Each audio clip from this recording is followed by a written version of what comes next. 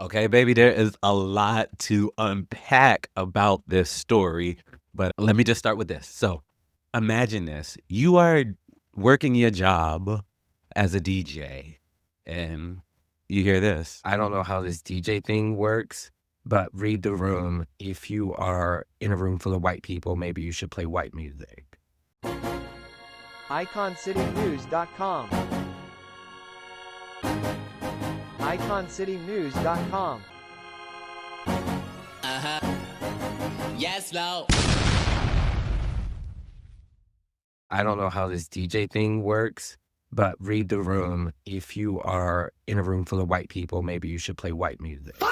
Okay, so for a little bit of background, that is former RuPaul's Drag Race contestant, current Palm Springs Mr. Leather, and if you don't know about the leather stuff, we're going to get into that in a second, and a local DJ in the Palm Springs area. If you don't know about Palm Springs, we're going to get into that, but what would you do if this was your situation? I don't know. And so what I'm trying to do in this latest iteration of Icon City News and the commentary is to really ask myself why I'm covering these certain stories, right? And so one of the reasons why I'm covering the story is because, one, I've been working in various aspects of community in Palm Springs for the last 5 years, and I plan on continuing that work, and a lot of that has to do with bringing people or encouraging people from other places to come to Palm Springs. It is already extremely hot, and by some people's measurements, pretty expensive.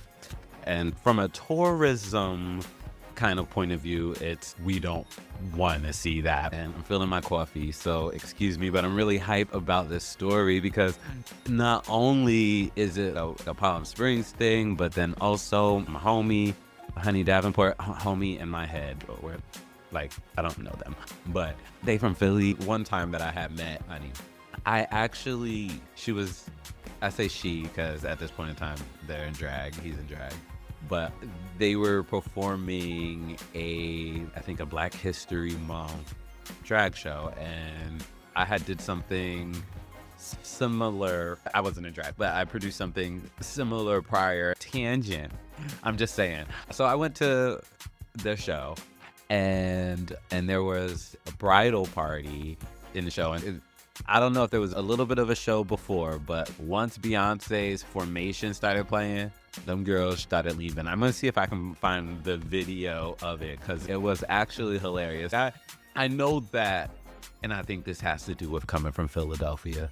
I know that there is a consciousness and a pride that exists in sister brother Davenport. So here's a detailed account of what happened yesterday and ways I would like support and moving forward. My only objective with this post is to create spaces where people of color feel the same sense of belonging that I feel in this community. I have to start before the event, and that last Monday, there were some change-ups made to an event that was already promoted. Toolshed agreed to pay the fee for the DJ and the Go-Go's. I gave them a rate, which I give all the local bars in my community, of $100 an hour. It's a very low rate, but I do that to make sure that I am spinning music for the people I love. And I've offered that to all the bars in my community, some of which have even gone as far to say that's not a fair rate and offer me more. But Toolshed, after agreeing to pay $1,000 last week, reneged on that because I was too expensive of a DJ for them. That happened last week. The owner of Toolshed, Rob, hit me up a few hours before the event, about 1 p.m. The event was starting at 8, and he informed me that he would like me to play country music. Now, this event has been promoted for a couple months. I talked to the organizers, and I was informed that I was supposed to be spinning house music. I'm not a country music DJ. I understand that the gay rodeo is in town, and their event was advertised from 6 to 8, leading up to ours, and ours was advertised to start at 8. So shout out to all my DJ friends out there. The summer is here. The gigs are back. Turn up, turn out, touch grass. Go outside and listen to a DJ. All right. But yeah. Okay. Anyway, go ahead. My bad. I told him that there were very few intersections between music that I would play at a house music POC event and country music, but I was going to download. Because it's just Beyonce, right? It's just Beyonce. It's Shabuzi, like you played. It's Beyonce and Shabuzi. Who else for that? I don't know. But also, sometimes I feel like venues can be greedy for the money in terms of how multiple events the same night at the same place, not giving enough time in between. I asked him about how long he was expecting me to mix in country and the crossover of our events, and he said 2 hours, so until at least 10 p.m. To which I responded that if I was a person of color coming to a person of color event and I was hearing music that I didn't relate with, I probably wouldn't stay. And I think that's the point. I think that is the point.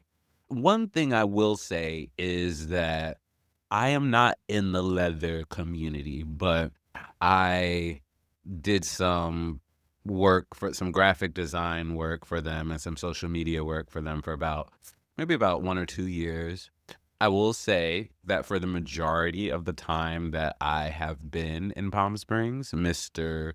Palm Springs leather, something that they vote on out here, has been Black. I've met numerous ones. Shout out to Andre Law, Clifton Tatum, and Jax Kelly. All of these folks, great guys, have won this honor of representing Palm Springs leather community. And I know that history is going to be used to be like, whoa, what is he talking about? This is an accepting community. But acceptance is one thing. I also know that there are things that I personally will never understand. My dating pool has been fairly homogenous, right? And so there are things that I don't really understand, but I've heard enough stories about it. The agreement was that I was going to mix in stuff that was country alongside with stuff that other communities would vibe with as well. I love creating intersections in music like that. It was definitely a challenge that felt like I was up for. And so I was going to move forward and do that. I arrived at the tool shed and I spoke with a very good friend of mine who also DJs with me other places and who was there spinning before me, and got all set up. And I asked him, and he asked me what time I was starting. And I said, I'm under the understanding that I'm starting at 8 p.m. What time are you finished? And he said, I'm here all night. They asked me to stay around just in case. Just in case you don't make it through the night, we gonna have a honky-tonky good time. Oh my God. Sorry. So I instantly took an issue with this, knowing that they had reneged on the price of. He said y'all some renegers. I was too expensive, yet they had hired a second DJ. I opened with a house remix of Shabuzi, who is a Black country artist, literally Grammy winner. And I segued into old school hip hop house track because I really wanted to start off the night saying, I'm going to play both. In the middle of that second song, the owner, Rob, came over and sternly, very sternly is the nicest way to say it, gave me a talking to. I was like, you're going to play country music, right? And to which I said, yes, I do plan on mixing that in as well. And so I started to mix in some country songs, of which I had played 3 different country songs that I had downloaded that day. I didn't just jump into any necessarily really Black things after that. I moved after that were into a Miley Cyrus remix and into a Madonna remix to try to bring in some pop. I was trying to cater to our whole community. In the middle of my Madonna Justin Timberlake 4-minute song, a customer came up to me. Which is not country, though. and asked if I was going to play more country music, and to which I said yes, and that I was just informed this afternoon that I would be expected to play country music and that I was doing my absolute best. Okay, so do you think that is something that he had to say? I don't know.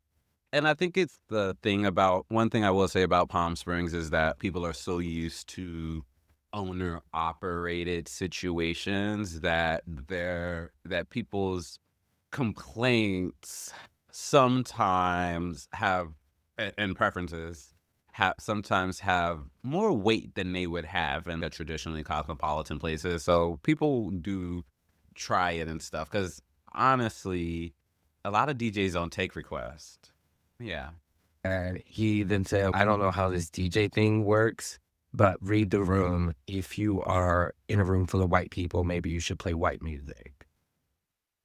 So I decided that I would remove myself from the situation because I wasn't appreciated and didn't feel like I had a sense of belonging or that my art or my passion was valued at a tool shed at an event that was supposed to be to honor and value people of color. So this is business, right? But you can tell that he is genuinely upset about this encounter and feels a little bit bad for having to air them out, which, honey, I love to air it out, honey. But so I really don't think that this is coming from any kind of malicious place. But I do think that it does open up the broader conversation around how do we share space. And again, like I said, one of the reasons why I wanted to do this particular story is because I produce an event in Palm Springs for Black gay men, and Honey hasn't made it to any of those events yet, but I feel okay. So, tangent, if you'll allow me a tangent for a moment, with Brothers of the Desert, the Wellness Summit. It is intellectual. It is about thinking. It's about being your best self. It's about pursuing wellness. And it's 8 hours. I don't know. It's all day, at least. It's all day. And so it's a really great time. But I do know that that's not for everybody. And that is not the only form of community that there is. So in addition to doing things like the speed dating and stuff, and that's something that we did with Brothers. Shout out to Dr. Matthew Brinkley. But I was also really happy to see some guys in the organization and outside of the organization get together and put together a bar crawl. Toolshed wasn't on. Was Toolshed on that bar crawl? I don't know. I have only been there once. Is there a point where everything is not for everybody? And again, because my social life is so homogenous, I don't really know firsthand some of the tensions and stuff that people are feeling. There's a part of me that expects this experience to probably happen a lot more frequently. When I left very peacefully.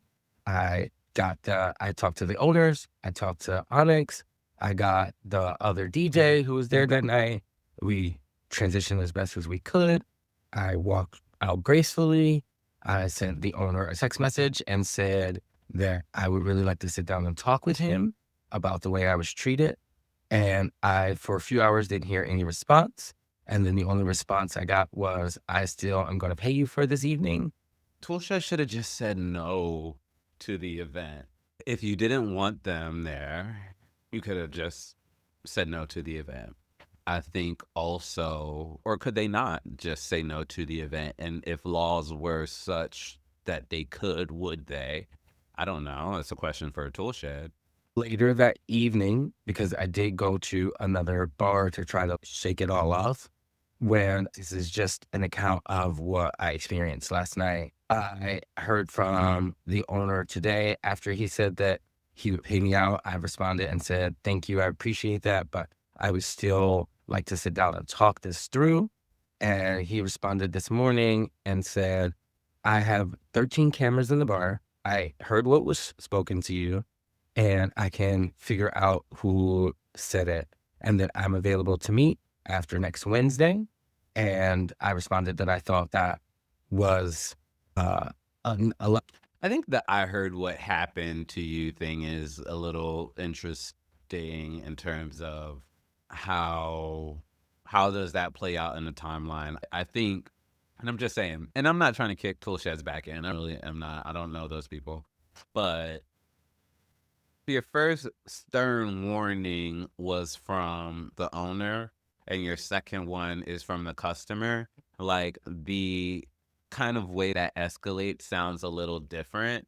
And so, like, I think that there was probably some level of coordination in the communication, if that makes sense. I heard from the owner today after he said that he would pay me out. I responded and said, thank you. I appreciate that, but I would still like to sit down and talk this through. And he responded this morning and said, I have 13 cameras in the bar. I heard what was spoken to you, and I can figure out who said it, and that I'm available to meet after next Wednesday.